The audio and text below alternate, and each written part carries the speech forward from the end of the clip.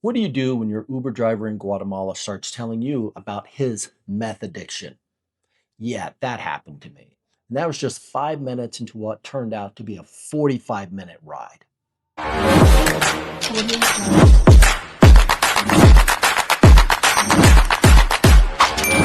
Now let's back this up a bit. Yesterday was a long day.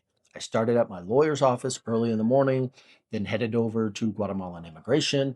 And while I was there sitting, my residency packet was finally accepted. Second try, by the way.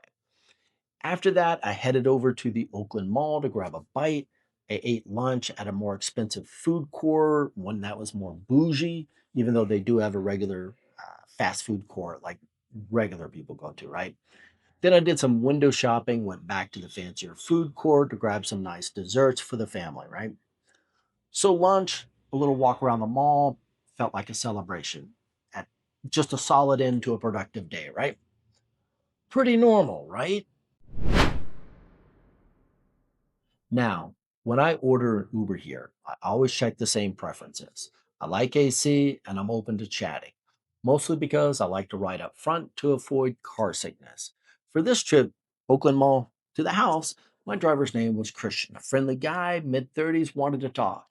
He asked me where I'm from. It's a standard question. Then he tells me he recently worked in Arizona on a contract and he got paid cash or money wasn't a direct deposit, like a debit card. I think it was a Bank America because he actually showed me, but he's back now in Guatemala.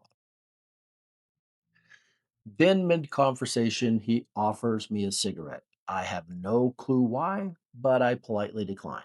I told him if I ever do smoke anything, it's just cigars, right? Then, out of nowhere, he starts talking about how cocaine in the United States is too expensive and it wasn't good for him, and that he actually prefers meth and it was more affordable. And I'm sitting there because there's 40 more minutes left in this ride. And I'm thinking to myself, did I just unlock Uber Chaos Edition? Because that's not an option I wanted.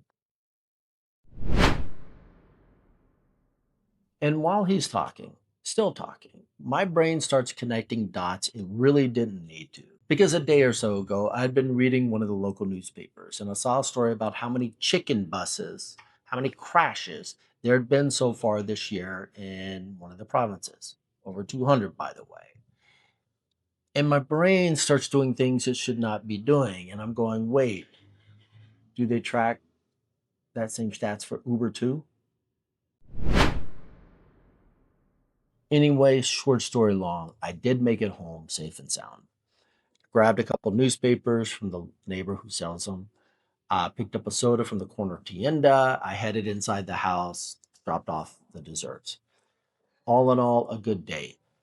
But it is a reminder to self. Sometimes your Uber driver is going to overshare. Have you ever had a ride like that? Drop your story in the comments below. I read everyone. If you found value in this episode, please hit like and subscribe. It helps more people find the channel. As always, I'm Doug. This is Dying to Retire, and I'll see you guys in the next episode.